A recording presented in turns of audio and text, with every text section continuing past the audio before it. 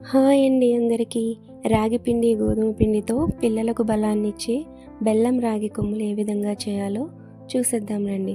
ముందుగా ఒక కప్పు రాగి పిండి, ఒక కప్పు గోధుమ పిండి తీసుకుని ఇందులో చిటికెడు ఉప్పుని యాడ్ చేసుకుని బాగా మిక్స్ చేసుకుందాం. ఇప్పుడు ఇందులోకి 3-4 టేబుల్ స్పూన్ల వరకు బాగా కాచిన నెయ్యిని తీసుకుని ఇందులోకి యాడ్ చేసుకుని ఈ పిండినంతటిని ఈ విధంగా ముద్ద అయ్యేటట్టుగా బాగా మిక్స్ చేసుకుందాం. ఇప్పుడు ఇందులోకి కొద్దిగా వాటర్ని యాడ్ చేసుకుని ఈ విధంగా పిండిని బాగా మిక్స్ చేసి పెట్టుకుందాం. ఇప్పుడు దీనిని చపాతీలా ఒత్తుకుని ఈ చివరి ఎడ్జెస్ని ఈ విధంగా కట్ చేసుకుని కొమ్ములు అనేటివన్నీ సమానంగా వచ్చేటట్టుగా ఈ విధంగా కట్ చేసుకుందాం.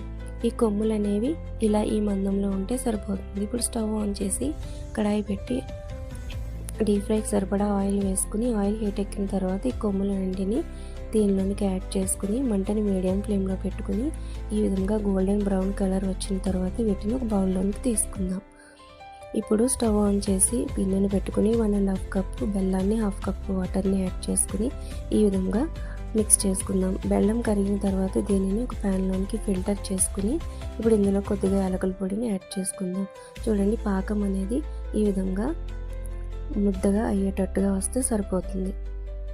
ఇప్పుడు ఇందులోకి మనం ముందుగా వేయించుకున్న ఈ కొమ్ములను యాడ్ చేసుకుందాం. ఇప్పుడు 1 మినిట్ పాటు ఈ విధంగా మిక్స్ చేసుకుని ఇప్పుడు స్టవ్ ఆఫ్ చేసి ఒక 4-5 మినిట్స్ పాటు చల్లారేంత వరకు కొమ్ములను ఈ విధంగా బాగా మిక్స్ చేసుకుందాం. ఈ హెల్దీ అండ్ టేస్టీ రాగి బెల్లం కొమ్ములు మీకు నచ్చినట్లయితే లైక్ చేసి సబ్స్క్రైబ్ చేయండి.